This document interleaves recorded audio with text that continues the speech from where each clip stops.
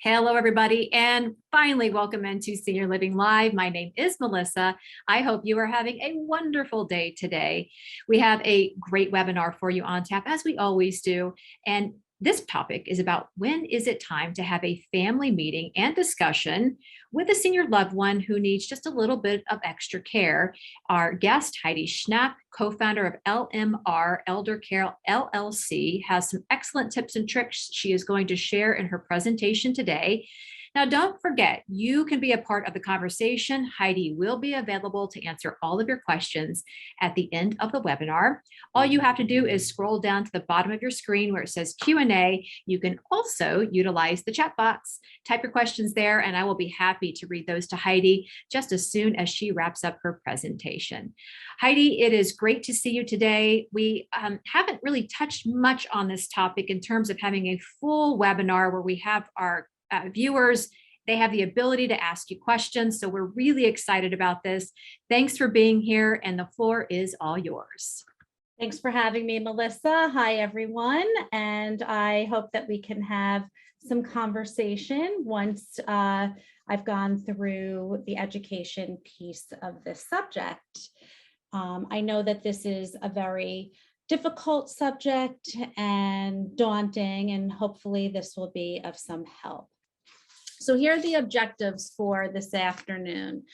Our objectives are identifying the need for a family meeting, how and who to involve in a family meeting, and the meeting process itself. So first of all, with identifying the need for a family meeting, we're going to touch on this a little bit later on, but for example, warning signs. What are some of the changes that are going on with your loved one? With how and who to involve in the meeting process, that would include who will organize the meeting, where will it be held, and will your loved one want to or be able to participate? And then third, the meeting itself, will you provide a formal agenda? Will it be an informal meeting? What are the goals of the meeting? And how and who to be responsible for follow-up. So these are the things that we are going to talk about going forward. Okay, so first we're going to start with planning for elder care and decision making. And this is important because every person has a moral and a legal right to make decisions, unless they have a lack of mental competency. And in that case, there would be an appointed person, whether it's through power of attorney or guardianship, to be able to make those decisions. And part of planning for making these decisions reduces anxiety later on. And it also helps to foster that acceptance and the cooperation, and also to help adjust to the situation, adjust to new living situations, etc. So this all goes into first thinking about identifying what's going on. So the other benefits of planning ahead are, again, very, very important to know who the power of attorney is for both finances and for healthcare. They're two separate documents that handle two separate things. And this will avoid questions about decision-making authority in the future. This will guard against having to apply for guardianship, getting attorneys involved later on, once your loved one may start slipping cognitively, if that happens. Okay, so now we're going to get into a little bit more of this process. So tips for talking to your parents or to your loved one. So we're going to take this step by step. So first of all, when to talk with them. And part of this discussion is how care is provided. What are the choices of care being provided? And for example, if your loved one is in an assisted living, a rehab, or a nursing home, it's all the same. That this will be their home, and for them to know that they would be treated, that they are entitled to be treated with dignity, and to know a little bit about the process themselves. Next is how much to discuss. What is the capacity of your loved one to be able to have a discussion, not only about changes that are happening with them, but about the future? And that's going to be on a case-to-case basis, primarily taking into consideration what their cognitive ability is, and where they're at. Next is to choose opportunities for discussions so that you won't be interrupted. So that goes to make an appointment to talk about certain things, because when you're just visiting or you're having a regular discussion, you might be all over the place talking about a lot of different things. You also don't want to talk to someone right after they get a new diagnosis, right after they've been to physical therapy and they're thinking about that. So it's to find the right time to talk. The next component is not to try to talk about everything in one conversation. When you lump everything together, it becomes extremely overwhelming. And so we're going to learn how to come up with how to structure this. The next component is meeting them where they're at. So for example,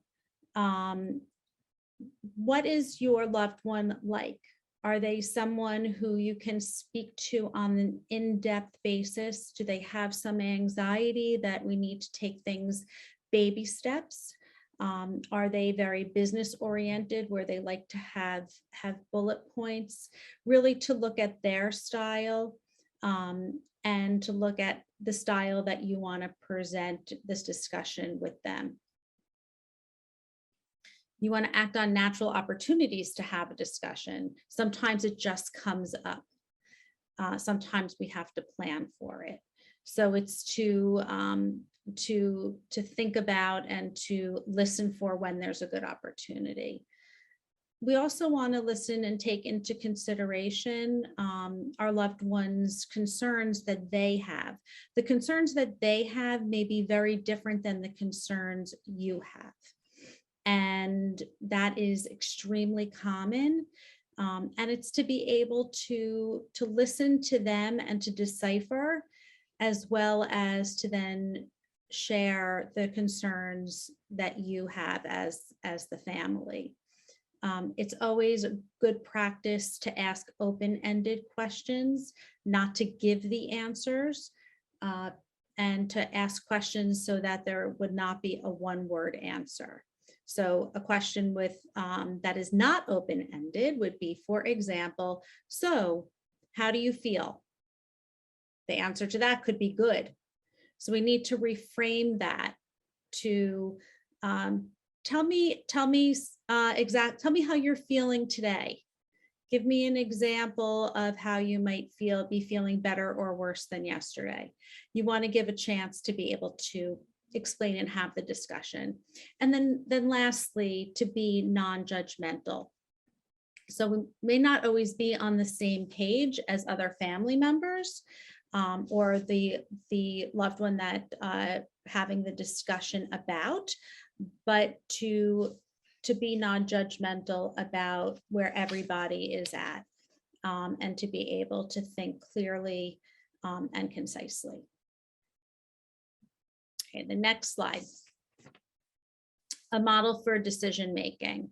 So this is the 7-step model that I'd like to share with all of you when we have an example of an issue that has come up, to be able to have a family meeting. So we're going to have the working issue of, let's say mom is in assisted living and she's feeling weak. So step one, identify the problem. So it's making the appointments, making sure the follow-up that she's seeing a physician or nurse practitioner or a PA, to be able to have an evaluation, an appointment to identify why she's feeling weak. It could be a virus, it could be anything. It could be that there may be a low, she might need some B12. It could be anything. So it's first knowing that there's an issue and then being able to advocate for identifying the problem, either having your mom make the call herself to the practitioners, or if you are able to do that, to make an appointment to be able to identify the problem. Step two would be to gather information. So gathering information is after the appointment, and let's say there will be some blood work, maybe a urinalysis, talk to the doctor, do some different tests. You want to be able to get all of the information together and to be on board with that information. A lot of times now that's done on a portal, or to be able to ask the right questions to receive that. Then you can move to the third step, which is generating options. What are the options? In this case, it could be, well, maybe an infusion of B12. Maybe it is to be on an antibiotic. And I'm just throwing out just as an example. Maybe the weakness is because there's a urinary tract infection and antibiotic is needed. Maybe it's none of the above, but it's once you have the information, it's to be able to generate and to receive the options from the medical personnel. Step four is to evaluate the options. So there can be more than one option to evaluate what is doable and what is not, what your loved one would like to do and not do, and be able to then go to step five, which is to create a plan. So let's say the plan is to, let's say the vitamin B12 level is low. Let's keep going with that. That one of the options is to have infusion of B12. And so if creating the plan is to then make the appointment, make the plans to be able to have that infusion of B12. And then number six is to act on that plan. That's to have the treatment that needs to be done, which then leads to reevaluating the plan. And what a lot of people forget to do is once there is a diagnosis of something, once there's a plan in place, it's to keep evaluating that plan, which can be fluid and moving forward, because after that is done, there may be something else that needs to be taken care of, or another step after that. And so it's having these 7 steps and cognitively focusing on them, to work on first identifying, then getting information, coming up with options, thinking through those options, creating a plan, acting on a plan, and reevaluating as you move forward. And it can be used for many, many different situations, including having a family meeting. So how do we assess what needs to be discussed for a family meeting? So what we want to look at, and we want to look at without emotion, are the facts. What is your loved one's physical health like? So this can be very subjective because everyone is different, and ages in a different way.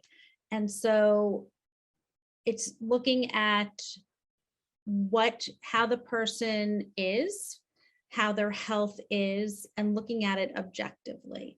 Secondly is mental health. And a lot of times we forget about this.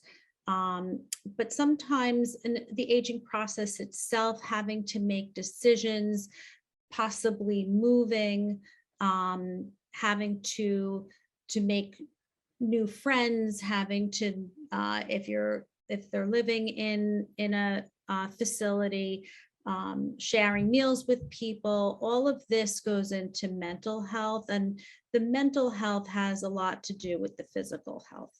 And so to think about anxiety level, think about, is your loved one feeling down? How are they feeling, both physically and mentally? Third is, what activities of daily living can your loved one do? What were they doing before that they're not doing now? What are they doing now that they weren't doing before? Are they able to dress themselves? Are they able to feed themselves? Are they able to shower themselves?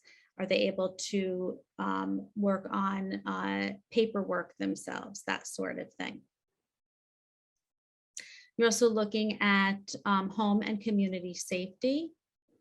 And this can mean knowing living either at home or in a facility, where are the exits? What do you do in case of a fire alarm? Who's in charge and when? And to know all of that. We also like to gather and assess finances. Is there long-term care insurance? Is there money to be able to do some extra things? Is your loved one on a very strict budget? And that's also important to look at. Next are support systems. Who is involved? What family members are involved? Who does your loved one want involved? And who is there to be part of these discussions? And lastly, our personal preferences. And this varies from person to person. So before having a family meeting, we're going to look at different key signs, different things to observe in change of behavior. One is deteriorating hygiene or appearance. Has your loved one stopped getting out of pajamas if they were used to getting dressed every day? And so looking at any significant changes. Are there signs of insufficient nutrition or dehydration? Are you seeing that your loved one is losing weight? Are they not feeling well? What does their skin look like? Next is the ability or the inability to manage medications properly. Sometimes someone is used to putting pills into their pill box themselves, and then a family will notice that that the pill box is not being filled properly. And so to monitor and to observe that. A really important one is falling or lack of mobility. Falling is a big one. And as soon as there starts to be a fall, or as soon as there starts to be a change in mobility, then that's really important to observe, and then to try to decide how to talk about this, because that goes into taking care of activities of daily living and living independently. Is there a significant hearing loss that has suddenly appeared or has been going on for a while? The same with vision difficulties. This is something that comes up a lot with discussions about driving at night or driving, period. And these are uncomfortable discussions to have. Is the living environment unclean or unsafe? Is this someone who was always neat and clean and now you're seeing a lot of paper around, you're seeing dishes that haven't been done? Or is this someone who's always had a lot of things and now has collected more? And what makes it an unsafe living environment? Are there tripping hazards? Are there steps that this person is going up and down that is having mobility issues and should not be going up and down? And then you're going to look at the ability or inability to manage finances. Has your loved one started to get phone calls for money for something, or in the mail that they're sending in checks and paying for things that they should not be paying for, lending money, giving money away, buying things that that are unusual for that person to buy? So you're looking to see what changes there are. Some other ones that are a little bit more disturbing are memory problems or emotional problems, disorientation, any real big change of behavior. And are you hearing from other people, from neighbors, let's say, that there's been a big change? Has your loved one started to go out in the middle of the night in a nightgown without slippers, walking around the neighborhood? And are you hearing that from other people? And that would be a time to make a decision about having a conversation. So now we're going to look at risk versus independence, and what type of care to think about when you're pre-thinking about having a discussion. So first is to determine the appropriate level of care that allows the older person to remain safe but as independent as possible. So a rule of thumb is you want a loved one to be able to be as independent as possible but as safe as possible. So it could be that they may need some additional care at home, could mean independent living with some assistance, assisted living, and those people that really cannot do their activities of daily living by themselves, nursing home level of care. The other thing is not to make assumptions about this person's abilities, feelings, or needs, and to be able to get the medical backup with this. So it's important to be able to, for your loved one to have doctor's appointments, to be evaluated, and to see where they're at, and to be able to utilize that for making some of these decisions. We're also looking at the whole person, their strengths as well as their limitations. So sometimes someone who may be limited with mobility might be very cognitively strong, and that would help to determine what type of discussion to have and what level of care to look at. Mental competence should be determined by a professional. So if you think that there is some memory loss, if you think that there is some cognitive issue going on, to be able to talk to the general practitioner, to the your care provider, and to be able to have an assessment done and possibly referral to the right professional. And what is your loved ones? What are your parents' values? What do they want for their quality of life? And if this is a discussion that you've had in the past, you may have an idea about it. If not, then this may be the conversation to start with, as far as what would you like to do if you can no longer take care of yourself at home, and to find out what they would like to do, what their values are, and to be able to have the best quality of life, yet be as independent as possible. Again, remembering that this is all a balancing act. Just a reminder that mental competence should be determined by professionals. So if you're picking up on something, then that's something to have evaluated.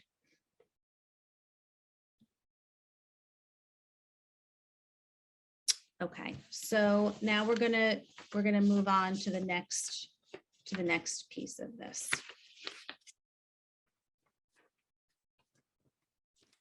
One second, I'm just gonna take a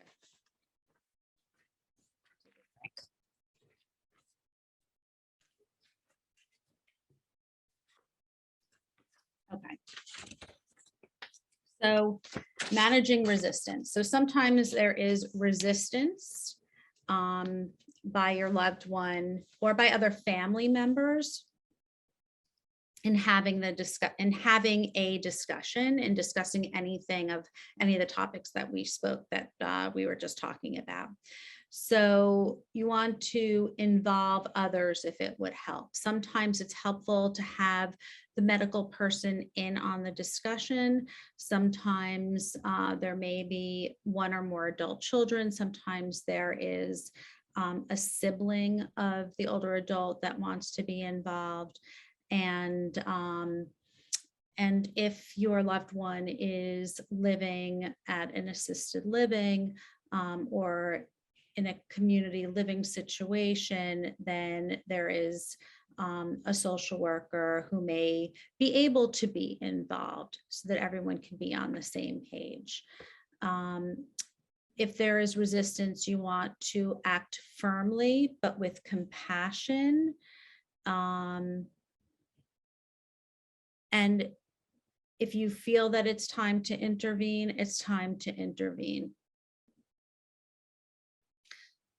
Hold a family meeting, possibly or perhaps without the older adult, without your parent, if you need to come up with a game plan. It's important to respect your parents or your loved one's feelings, but also to be firm. And most people don't see what's happening with themselves. One thing to do is to ask what specific help would they accept? What is acceptable to them? But if health or safety is the issue or at risk, to push the issue, to have a discussion and to come up with a game plan. And that's very important. All right, so now we're down to holding the family meeting. So first is thinking who should attend. So if there is a power of attorney that is designated, then that person should be one to attend. If there are adult children who are all involved with care, then perhaps they all attend.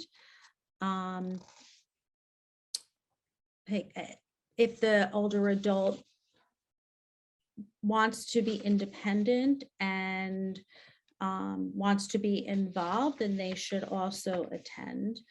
And if there is if your loved one is living in a community atmosphere, then absolutely to make an appointment for the social worker or one of the nurses to attend. So holding the family meeting, you want to prepare an agenda for talking points. So again, going back to looking at what the most dire situations are, what is going on right now, to be able to come up with the things that you want to work on, not everything at once. Maybe just to break it down to 1 or 2 items. And if it's a safety item, if you're afraid of falls, then that's really the talking points, or how are we going to prevent these falls? They may happen, but how do we prevent them? And to pick upon a couple of points. How to begin this conversation. So how we like to begin the conversation is to let the older adult know that this meeting is because everybody cares so much, and that everyone is concerned, and to be able to structure how to move forward and how to have the best quality of life, and to be able to be sympathetic and empathetic in beginning this conversation. It's important to give everyone a chance to be heard. Not everyone is going to feel the same way in this conversation. You may have 2 adult children, 2 siblings who think totally differently on the same situation and how things should be handled. And possibly your parent or the older adult might have a totally different feeling. But to kind of put it on the table and to be able to let everyone be heard in what they're thinking and feeling. The next thing is to discuss what the challenges are. So in one of the discussions that we've had over and over with clients over the years is my dad is not seeing great at night, is still driving, has maybe gotten into an accident, and doesn't want to give up driving. So the challenge is, how do we present this giving up driving in the right way, so that there isn't so that it doesn't become a huge fight? And what are the different aspects or procedures that could be used to be able to maybe get dad to not drive at night to start with? And how do we explain this? And then the next steps would be, how do we do this? What are the next steps? Is it to have an evaluation? In New Jersey, there's Kessler Institute that has a driving program that you can pay for. They do an evaluation and they let you know, and it's coming from a professional, if they feel that you're safe to drive. And sometimes that's really the next step, is to have this evaluation done, and then to get the proof on whether it is safe or not safe by the professionals. So again, this is all on a case-to-case basis based on what the issue is. So I would love to be able to have a discussion to answer some of the questions that you have. I know that this is very general, and would love to be able to work through some of this with you. If anyone has any questions that come up later on, this is how you can contact me or my partner, Lisa Bayer, at lmreldercare.com, and our phone number. And thank you for joining us today. So now I'm going to open it up back to Melissa to see what questions we have.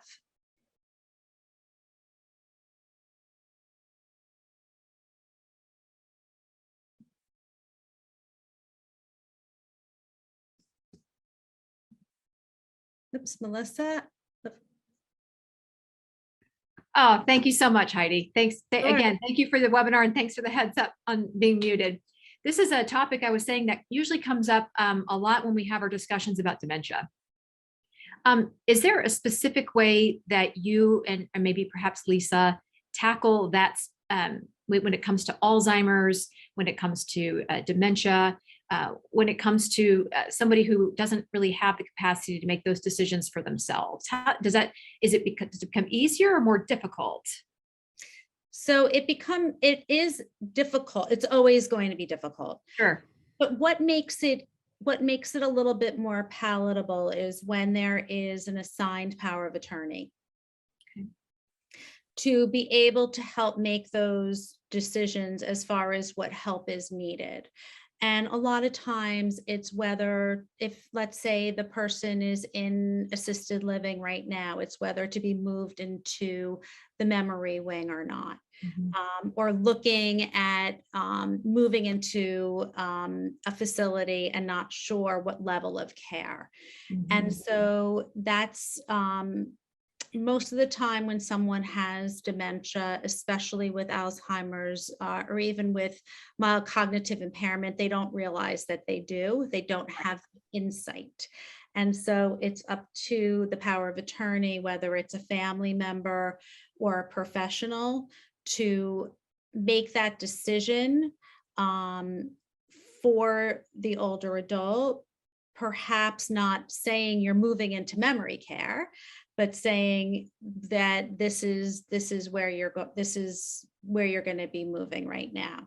People that are living at home that are going through this and someone is coming into the house to help them, a lot of times in the beginning, they'll be very angry having someone come in, and we may talk to the home care company about having the aide in plain clothes, not wearing scrubs. And it's someone who is just, is going to be here as your secretary and to do things for you. So it's really thinking outside the box and sometimes coming up with what I call a therapeutic lie. Yeah, that's a great tip. That's actually the first time I've heard that, having somebody come in and with plain clothes on, and then sort of catering to maybe something that person had. If they had a career and they had a secretary, then it's something that they know. I love that so much. Exactly. Yeah. So for example, there was someone who was an attorney, Mm-hmm. who didn't have the insight and was carrying around with him the yellow pad and a pen and a folder, and the aide was introduced as his secretary, and to be able to then write down for him the things that he needed to do, because that's what his secretary did for him. Yeah. And so it's meeting the person where they're at. I've done that with physicians as well. That this is your assistant. And you're basically you are taking the opportunity to empower that person, really, by doing that and giving them some of that control back. I just think that is so great. What a fantastic tip. And that's one I'm going to file away. And when we have these discussions moving forward, I'll save that for somebody who may need it. So thank you so much for that. I was so impressed with your credentials and Lisa's credentials. Can you talk a little bit more about those and how that helps you both sort of navigate everything that people bring to you. And while before you answer that question, just want to let everybody know we've got about 15 minutes remaining on this webinar. This is an excellent time to get your questions in for Heidi. Any question you may have about this process to make it a little easier if you're going through it, we're here to help. So if you could answer that question, Heidi, just a little bit about your background and Lisa's and how that enables you to help people. Sure. So Lisa and I have been together with LMR Elder Care, our business, since 2006. And what brought us together were our different backgrounds, but both having a passion for this same thing. And so Lisa's background, she's an attorney who practiced Social Security law prior to having children and retiring from that.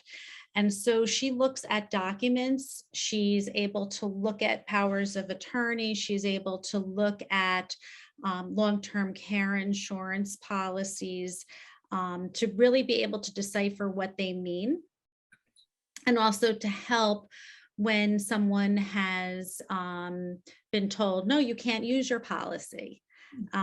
Or if there is an issue. So she looks at that with her legal mind, whereas I come from a social service background and was a therapist years ago and worked in community mental health, but also in community health.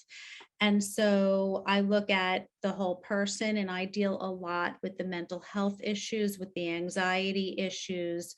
And we both, with our backgrounds together, decide who is going to be the lead on a case.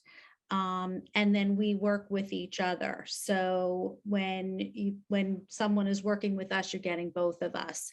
And that becomes really important when there's some mediation and family meetings, which leads to the topic of this webinar, because, and especially as an adult child with parents now, or a parent now in their 80s, that it's important for my siblings and myself to all be on the same page. And if we're not, to be able to mediate, to be able to provide an open, united front with our mom, who is still very independent and active, but there are still concerns about stairs. There are still concerns about driving. There are still concerns about what's really going on with her health. And so the crux of our practice is to work with families and individuals to really synthesize this and to figure out what's going on and what's the best way for the older adult to be as independent as possible for as long as possible. Yeah, and so you're basically there, and again, the backgrounds just mesh so well with this, I think. But I think it's great that you guys do bring some varied experience, and you're there to help. You mentioned having a united front with your family. That is not the case everywhere, and that's really, I think, where you guys really shine. And we have a question here from somebody who wants to know regarding family members. It's from Anonymous. My sister has dementia, and if we hold a family meeting concerning assisted living, should she be present? That's a good question. Yeah. It depends on where she's at. It depends on her stages. And a lot of times what we like to do is we like to have a family meeting without her first, and then one that includes her. Again, then doing the education piece and really managing up what it will be like to have this move. And so it can be in different components, but to have this united front first. Yeah, and I think it sounds like that they may have that united front. So good for you, Anonymous. I hope that that is the case, because it will certainly make that process a little easier. Don't you agree, Heidi? Yes, yes. Yeah. I see there's a question here. Yeah, it's from Mark, and Mark wants to know, what are the most difficult barriers during a family meeting? Well, I can tell you the most difficult barrier are having differences of opinion with the adult children or the family involved. And this has to, so when I was talking about to meet the person where they're at, what are their wants? I can give an example of this. So I was working with a family, and actually I didn't meet with the older adult who has dementia, I was working with the two adult children. And they're trying to decide, do they move their mom from another state to be closer to one of them? And she's not well. She's not doing any of her activities of daily living, and she's on hospice care. And so it goes down to what are her advance directives saying? What has she said? Because if you move her, you could be moving her more for you than for herself. Is it safe for her to move? And so really the dance between this is to be able to come up with what has the person involved, what have they expressed as their wants and their needs, and to then work through that and to work through the different conceptions and ideas that each of the players in the family have to be able to unite together. And not everyone's going to be happy. And a lot of times when we're involved as care managers, I'll become the bad guy. Yeah. And I'll say it's my fault. Or I will say a decision was made, blah, blah, blah. Keep the kids out of it. But it's never easy. It's a dance. Yeah. And let me ask you this. So we've talked a lot, and I've heard this in the conversations so far today in your presentation as well. You've talked about power of attorney, advance directives. So these are all things that sort of kind of have to be in place before you get to this point. So that's maybe just a reminder to a lot of people, if you don't have that in place now, you probably should, right? Yes, that's always been an education piece from us to see an elder law attorney, see your family attorney, to be able to have advanced directives written up, to have a power of attorney, financial. It makes things so much easier later on because it's already established. Right. Otherwise, it becomes a big fight within the family. And you can have a number one and a number two. It doesn't, so if there are 3 children, it may be one who's in charge of finance because they have an MBA. It could be another one in charge of health because they have the background for that. And it's or you do however it's presented. But if you don't have any of it, it becomes a mess. And it becomes a mess in the hospital when decisions have to be made. And it becomes a mess when, let's say, the person has to go to rehabilitation. And even helping to choose that, it directs everything. Yeah. And we have another question here. Again, we've got a couple more minutes before we hit the top of the hour and we end the webinar. On the heels of that, I just want to remind everybody, we just had one of the top elder law attorneys in the state of Georgia on as a guest for our webinar, Miles Hurley. And I encourage everybody, if they have any questions, don't have those advanced directives in place, do not have the power of attorney in place, they don't even know how to get started, go to www.seniorlivinglive.com and check out that webinar. He's got a bunch of wonderful information that really ties in to what Heidi's been talking about here today. All right, time to get your final questions in. One from Anonymous. How do you have a family meeting when it's your mother, but she's remarried? When we have tried to have a conversation, they say they will deal with it when something occurs. That's not unusual. And it might be to talk to your mom by herself. It may be to have a discussion with both your mom and her husband, saying that this is causing a lot of stress for us because we want to make sure that you have the best, that you are taken care of. And that's a lot of times how we end up as care managers getting involved, where the adult children may be the ones who call us and say, I don't know how to broach this subject, but being a professional in this field, we can then help to broach that subject with them. It's always going to be uncomfortable. What's more uncomfortable is not having a plan or an idea. Right, right. And Lastly, but also people have the right to make really bad decisions. And if they say no, and they don't want to have this discussion, and they don't want to be involved, then when something happens, you have to go into emergency gear. And so sometimes it's good to get the lay of the land. What are the better hospitals in their area? What are the better rehabilitations in their area? Who are the specialists? And kind of like to arm yourself a little bit if you're not able to have that discussion now, because something is going to happen. right. And I'm so glad you said that, because, we when we have these discussions, it's always geared towards hoping that everybody will get along, right? And be on the same page. And sometimes it's just not going to happen. And so that is so key. I'm glad you said that. Do you be prepared? If the other individual that you're trying to be prepared for doesn't want to be involved, at least you can be prepared. And this is all about kind of planning ahead and preparing and preparation. And so thank you for mentioning that. Heidi, before we leave, we usually end up on a slate, or the last slide that you have with your information. Can we pull that back up so we can get that out for our viewers one more time? And, we have viewers from across the country that tune in for these. So how does that work? Are you able to talk to anybody in any state? I know some state laws are a little different when it comes to power of attorney and directives. So how does that work? So we're not attorneys, we're care managers. Right.